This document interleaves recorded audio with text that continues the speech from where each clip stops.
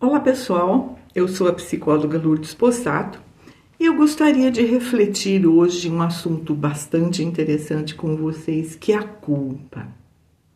E aí, você se sente culpado? Pelo quê? Qual aquela culpa que você acha muito difícil de se perdoar? Comente aí. Só eu vou ler, tá? Tudo bem? Deixe seus comentários e fale um pouquinho sobre as suas próprias culpas. E a gente queria hoje, né? Eu quero elucidar um pouco mais esse assunto, que é tão interessante. Nós temos uma encrenca, eu diria, que está plasmada no nosso inconsciente coletivo. Inconsciente coletivo seria aquele conjunto de crenças que ao longo do tempo norteou e é resultado da vivência do homem na Terra, né? Então, por exemplo, se você nasce na Inglaterra, em Londres, e você é homem, você está dentro daquele inconsciente coletivo da cidade, né, de Londres, do país, da Inglaterra, sob a égide do sexo masculino. Então, tem ali uma série de crenças e comportamentos, crenças sociais, imposições, tradições, enfim, locais, que quando a pessoa nasce lá, ela está sujeita àquelas interferências, tá? Isso está muito bem explicado no meu livro, O Desafio de Ser Você Mesmo, todas as interferências que nós temos ao longo do tempo. O inconsciente coletivo é uma delas. E é muito importante que nós possamos questionar. Por quê, gente? Porque se tem uma coisa que também está no inconsciente coletivo ao longo dos milênios, é a culpa. A culpa é um negócio que eu entendo que está desde da formação do Éden. Sabe aquela história do Gênesis da Bíblia? Quando o homem foi expulso do paraíso porque ele pecou. Ele foi contra as leis divinas e ele pecou. Então, é uma coisa bastante antiga, né, que está plasmada no nosso inconsciente. Então, quem peca é culpado, vai ser expulso do paraíso, não tem direito a nenhuma felicidade. É uma crença que está ali embutida. E outras religiões, ao longo dos séculos, se apegaram muito nesses conceitos também de culpa, de pecado. Então, nós temos aquela ideia da culpa perante o sofrimento. Então, a ideia do sofrimento foi muito valorizada por muitas religiões, ainda é, tá? Então, é como se quando a pessoa estivesse sofrendo, ela precisasse valorizar. Por que eu estou sofrendo? Ah, eu devo ter sido uma pessoa muito ruim. Eu devo ter feito altas bobagens em outros momentos, em outras vidas. Ou, veja, gente, pela Igreja Católica, a gente já nasce sob a condição do pecado original. Olha que interessante, como se nós fôssemos um erro da natureza, né? Nascemos do pecado original. O que é ridículo, porque não tem uma outra forma de nascer, a não ser o quê? Através de uma relação sexual. Ou nós deveríamos ter tido uma ciência altamente evoluída há milênios atrás, onde já extraía o óvulo, né, da mulher, já conservava isso no laboratório para que lá nascesse alguém. Gente, para, né? É uma coisa muito besta. Então, vamos olhar um pouquinho. Essa é uma crença, gente, que está muito no inconsciente, tá? E a maioria de nós temos essa encrenca, e que atrapalha sobremaneira a autoestima. Então, tem aí a ideia do pecado original, a gente nasceu do pecado original, a dor e o sofrimento, o calvário, a gente precisa aplaudir, aceitar o sofrimento, porque nós somos seres falhos, que nós erramos grandiosamente. Olha quanta coisa que a gente precisa olhar, rever, questionar. Para quê? Para nos livrarmos dessas condições de crenças que foram plasmadas e que são plasmadas pelas várias religiões, pela nossa educação tradicional, pela família. Enfim, gente, vamos parar para questionar E aqui eu preciso colocar uma coisa, né, que vai totalmente contra a culpa, que é o direito. O direito, você tem o direito de questionar, você tem o direito de investigar se alguma coisa faz bem ou se não faz bem. Você tem o direito de investigar, principalmente através do seu sentir, da conexão com a sua natureza, se uma coisa faz sentido para você ou não. Percebe? Então, esse nosso direito que eu falo muito no livro O Desafio de Ser Você Mesmo, é uma coisa tão importante para a gente valorizar e com isso nós estaríamos sim melhorando a nossa autoestima. A culpa, gente, está muito ligada também à nossa formação ou formatação. Como eu sempre falei um monte e falo isso em todos os meus livros, nós tivemos uma infância, nós nascemos num núcleo familiar, nós tivemos pessoas cuidando de nós. E como vasos vazios, que é a criança, ela vai absorvendo coisas, comportamentos, citações, enfim, exigências, né? E ela também vai absorvendo conclusões. Então, eu vou dar um exemplo muito corriqueiro, mas muito mega comum, que a criança faz. A criança se culpa pelo comportamento dos pais. Gente, isso é um decreto de sobrevivência, tá na natureza, tá? É como se a criança raciocinasse em termos defensivos o seguinte, e às vezes até por comparação, tá? E até por sensações mesmo da natureza. Veja, um tapa dói, um castigo dói. Sabe aquele olhar de indiferença? Dói. Ser deixada de lado, ser abandonada, dói. Então, quando acontece um negócio desse, a criança tende a entrar numa espécie de conclusão, tá? Que é natural, tá dentro da nossa natureza, que é mais ou menos o seguinte, isso não deveria acontecer. Se meu pai ou a minha mãe estão agindo dessa maneira comigo, é porque a culpa é minha. Eu devo ter feito alguma coisa errada, eu devo ser alguém errado. E essa crença, essa conclusão que muita gente acaba fazendo na infância, traz uma consequência bastante grave, que é uma espécie de culpa uma culpa que leva a uma responsabilidade, quase como uma obrigação, mais do que um dever, de cuidar, por exemplo, da saúde dos pais, do humor dos pais. Então aí a gente já tem uma origem bastante interessante da nossa ansiedade. Pensa numa criança que não sabe o que vai acontecer.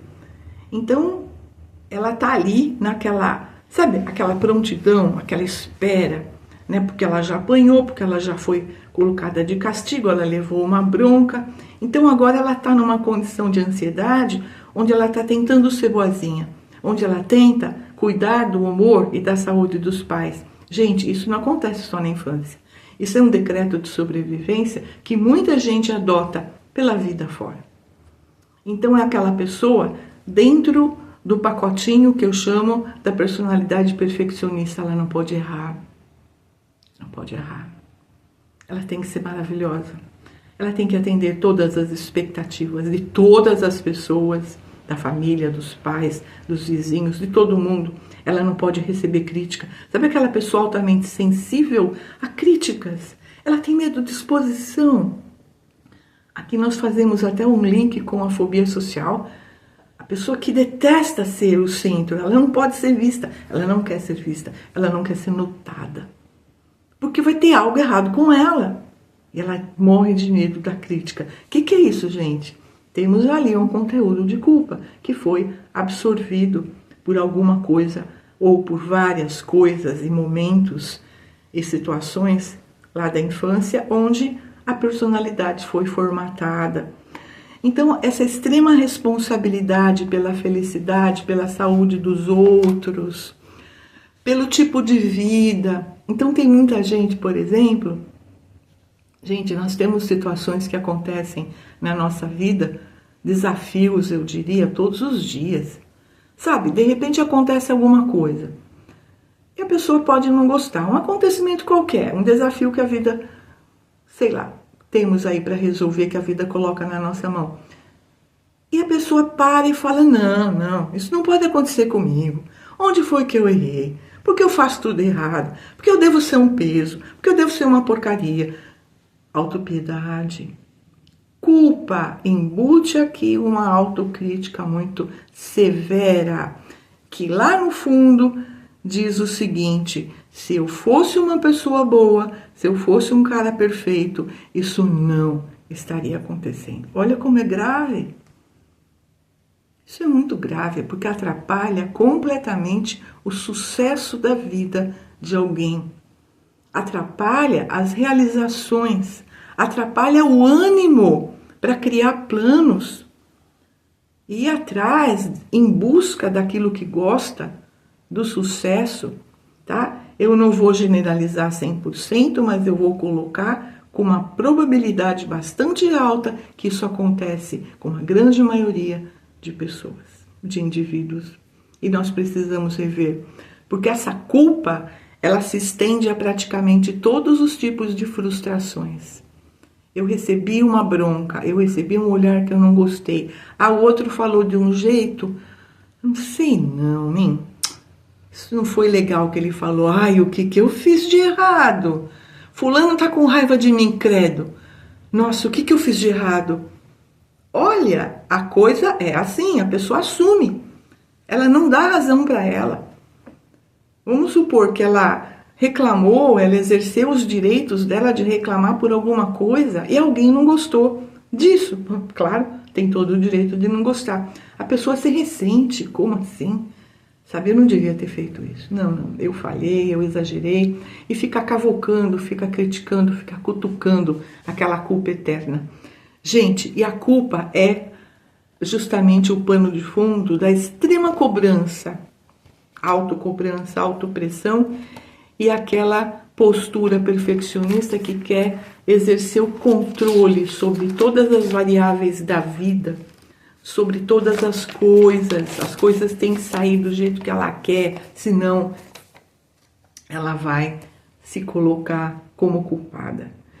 Aquela pessoa que, por exemplo, ela tomou uma decisão há 15 anos atrás, hoje ela critica, nossa, como eu fui burra, como eu pude fazer uma coisa dessa. Claro, com o olhar de hoje, você pode criticar 15 anos atrás, mas, gente, vamos parar? Vamos lá, soluções, então, para esse mal-estar horrível, para a autopiedade, para o perfeccionismo que tem essas características que eu falei, né?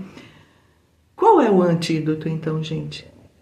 É uma consideração realista. Eu nem vou falar aqui consideração positiva. É uma consideração realista. Por que realista? Vamos lá. Há 15 anos atrás, com aquelas condições, com aquela cabeça, eu fiz o que eu sabia. Em qualquer situação que você se culpa, gente, para, volta, lembra, você fez o melhor que você podia. Ai, mas eu fui muito agressivo, eu fui impulsivo. Foi mesmo. Ué, assume a responsabilidade, né? Essa é a parte mais legal. Se eu não gostei de algo que eu fiz, eu preciso compreender que aquilo foi o meu melhor naquele momento. Ah, mas eu não gostei mesmo, beleza? Então eu preciso pegar a experiência. O que eu pude aprender? Que tanto eu critico. Até para quê? Para rever as minhas atitudes hoje e ver se eu não estou repetindo o mesmo padrão. Então, gente, é muito importante para a sua autoestima, para a sua leveza, para o seu acordo com a sua natureza, essa compreensão e esse perdão. Tá? A compreensão de que realmente você faz o melhor a cada dia que você pode. Por quê? Porque é o seu nível de consciência. Então, a cada momento que nós vamos aprendendo coisas, que nós vamos passando pelas situações que nos trazem experiência, nós vamos aumentando a nossa consciência. E aí sim, nós passamos a agir de acordo com a consciência, que na realidade é essa consideração positiva que eu gostaria que você percebesse, tá? Então, para de se criticar, para de se culpar. Perceba que você sempre fez o melhor que você pôde, até em vidas passadas. Que negócio é esse de ficar hoje tentando se convencer de que o seu sofrimento é a melhor coisa do mundo porque você fez uma cagada lá atrás, meu Deus, hein? Vamos parar? Vamos rever? Vamos rever, por favor. Use a sua inteligência emocional, a sua inteligência real para questionar um negócio desse. Tem que sofrer? Ou pode ser um ser humano melhor, com valores, com consciência real das suas ações? Vamos parar para pensar, gente. Esse conformismo de valorizar, de aplaudir o sofrimento, bota você no buraco. Coloca você como aquela postura submissa a regras religiosas, a sociedade cheia, tradicional, cheia de regrinhas. Você não tem liberdade que isso. Para, né? Volta e liberte-se desse negócio. Então, nada de culpa, mas sim consciência. Uma consideração positiva de você fazer o melhor para você hoje. Eu vou corrigir o que eu fiz. Como? Vamos melhorar. Ah, mas eu não sei. Vamos aprender, vamos perguntar, vamos ler os livros. Todos os meus, tá? Aconselho mesmo. Gente, vamos fazer uma terapia se precisar, algo assim muito mais sério, profundo, que eu não consigo resolver sozinho. Psicoterapia com um bom psicólogo, certo? E vamos nos tratar bem. Então, aquele olhar de o que eu vou fazer de bom para mim hoje, para compensar todo o maltrato, todas as críticas que eu fiz ao longo do tempo. Porque quando você se trata melhor, quando você tem esse reconhecimento positivo pela sua natureza, essa coisa fenomenal que é a nossa natureza, que nos informa a cada momento o que nós estamos fazendo através dos nossos pensamentos, através dessa ruminação besta da nossa cabeça que vai gerar ansiedade negativa e mal-estar, vai gerar até depressão com o tempo, dependendo do que você acumulou. Gente, vamos parar para pensar. Então, olhar realista, compreensão, perdão, perceber que a cada momento você faz o seu melhor. Aumente a sua consciência no hoje, aprenda com seus erros passados. Faça um pacote de um novo comportamento, de uma nova consciência, para que você esteja do seu lado, para que você esteja de bem com você. Porque uma coisa é certa, gente, tudo que nós fazemos, nós precisamos da nossa natureza. Estamos num corpo físico, né? Então veja, se você quer a sua própria colaboração, você precisa tratar você bem, né? Você precisa ter uma consideração positiva pela sua natureza e aprender a fazer uma conexão legal, respeitosa, amorosa, acolhedora. Aqui sim, você vai estar resolvendo os buracos emocionais desde lá da infância, que eu falo bastante nos livros, resolvendo decretos de sobrevivência, que na realidade são facas de dois gumes, e hoje criando uma maturidade, valorizando a sua autoestima. E aqui tem outro livro legal que eu sugeriria, que é a Inteligência Emocional e Autoestima. Altas dicas para você trabalhar e resolver a sua autoestima. Gente, deixa aí nos comentários o que você achou, se você tiver alguma culpa grandiosa que você gostaria de comentar. Deixe aí a sua opinião sobre o vídeo, temas que você gostaria que eu trabalhasse aqui. E tem aí os livros, tá, que você pode adquirir direto comigo, você pode olhar no Lourdes Possato Blog, no Face, no Instagram, tem várias referências. E qualquer dúvida, me chama e fale aqui com a gente. Tá bom, gente? Grande beijo, namastê, fique em paz e valorize-se. O Desafio de Ser Você Mesmo é um outro livro muito interessante para você trabalhar o seu valor real e se dar o direito de ser essa criatura maravilhosa que você é. Beijo para você, nos vemos no próximo vídeo.